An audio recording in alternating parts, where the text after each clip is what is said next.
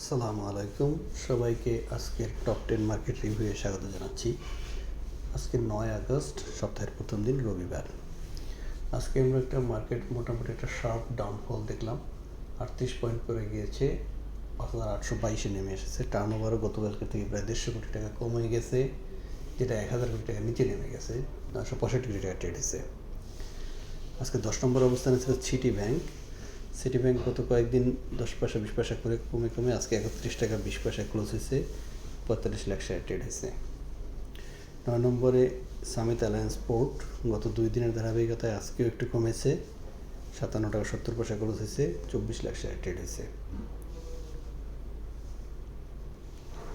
8 নম্বরে ব্র্যাক ব্যাংক আজকে 50 পয়সা বেড়েছে, 23 লাখ শেয়ার ট্রেড হয়েছে। 7 নম্বরে একমি পেস্টিসাইড গতকালকে 30 পয়সা, সেখানে আজকে 1 টাকা কমে গিয়েছে। 60 লাখ শেয়ার ট্রেড হয়েছে, 25 টাকা নেমে এসছে। 6 নম্বরে ডোমিনেস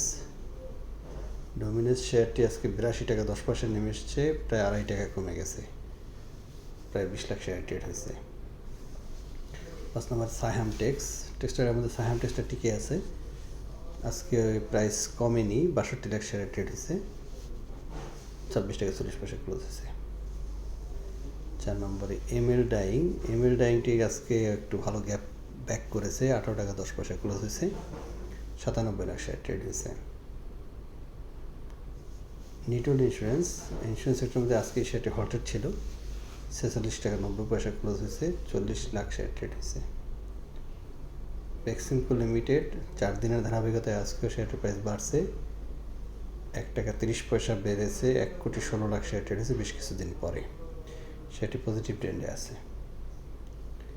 1 নম্বর শার্প ইন্ডাস্ট্রিজ, গতকালকে একটা নিউজ আসার পর একটু কমে গিয়েছিল, সেখান থেকে আজকে আবার ব্যাক করেছে। 98 লাখ শেয়ার ট্রেড হয়েছে। সবাইকে ধন্যবাদ।